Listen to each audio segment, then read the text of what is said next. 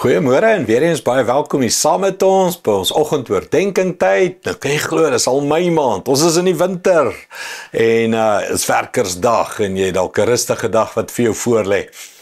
Ons is besig om te kyk na die opstanding. Jesus leef en net die chaos, die turmoil, die wow moment wat plaasgevind het toe Jesus uit die dood het opstaan en hoe hy hierdie pad gestap het met al sy disippels en hoe hulle gestruggle het om te glo.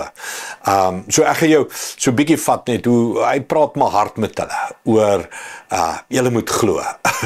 en julle het gesukkel om te glo. Klomp goed gebeur. Hy verskyn aan die vrouens, hy het opgestaan. Petrus hulle gaan graf toe, die graf is leeg. Die Emmausgangers, ons gaan daarna kyk. Hy het daar met hulle gepraat. Hulle kom vertel dit vir die disippels en dan kom Jesus self na die disippels toe en hulle wil nie glo nie. Hoor net hierdie woorde. Markus 16:14. Hy sê nog later het hy aan die 11tal self verskyn. Dis nou na die Emmausgangers en al hierdie goed.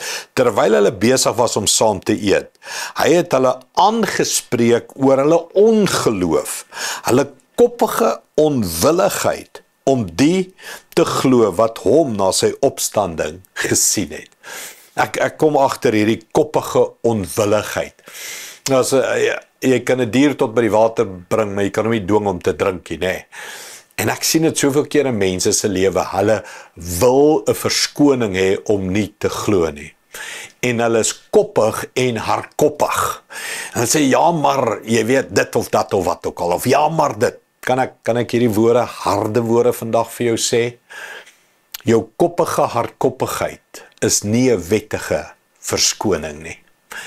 As jy 'n rede soek om altyd vinger te wys en sê, maar dis hoekom ek nie glo nie, want daai predikant het dit, dat in die volgende, of dis hoekom ek nie glo nie, want alle kerke soek net geld, of dis hoekom ek dit nie glo nie, want weet, my familie loop met die Bybel onder sy arm, hy is die grootste skelm, of hy jok, of hy, wat ook al, jy het 'n issue, of jy het gebid vir iemand, hulle is nie gesond geword nie, of jy het 'n geliefde wat gesterf het, en mense, ek kan vir jou honderde hardkoppige verskonings gee.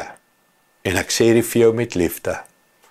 Dis nie wettige verskonings nie, want hy stuur ook vir jou genoeg bewyse dat hy jou liefhet en dat hy leef. Ja, ons het almal stories van seer en pyn en onsekerheid en twyfel, ja maar stories en hoekom dit storie. Ons almal het dit. Maar jy het ook 'n keuse. Na watter tekens gaan jy kyk? Vir watter verskonings van die duiwel gaan jy val? Leuns van die duiwel gaan jy val? Of gaan jy glo en groei in geloof? Of gaan jy na die tekens kyk? Hy sê, julle wou nie die glo wat vir julle gesê het nie. Ek dink, ek moet vandag, daar was 'n man wat gesterf het en gesê het, selfs as iemand uit die dood uit met hulle praat, sal hulle dalk glo. Jesus probeer sê, as jy nie wil glo nie, sal selfs die tekens van iemand uit die dood uit, sal jou nie oortuig nie. Mens, verander jou hart. Sê, Here, ek soek rede om te glo. Nie, ek soek rede om nie te glo nie. Nee, sê, ek soek rede om te glo. Want jou verskoning gaan nie eendag wettig wees nie. Jou verskoning gaan nie tel nie. Kom ek en jy besluit, ons is mense van geloof. Ons soek die positiewe. Ons soek rede om te glo. Eerder as om pessimisties, negatief, verskonings te soek en te dink, ons gaan God eendag oortuig, ons verskonings is goed genoeg. Daar is nie so iets soos 'n wettige verskoning nie. Hy gee redes dat jy kan glo. Kom ons bid dit. Hemelse Vader, vergewe ons, hoe ons aan redes en tekens en stories en leuns vashou, wat ons dink ons die reg gee, om met u argument aan te gaan. Here, u gee ook vir ons stories en redes en liefde en tekens om te glo, om die liefde te sien.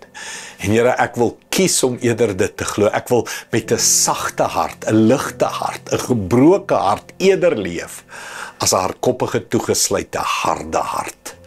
Dankie daarvoor, Here, dankie vir die genade, dankie vir die liefde. Ek sien dit meer, as dat ek die haat en die woede en die kwaad sien. Ek sien die liefde meer, ek sien die goedheid meer, ek sien meer raak hoe wonderlik hy is. Dankie daarvoor, Here, in Jesus naam.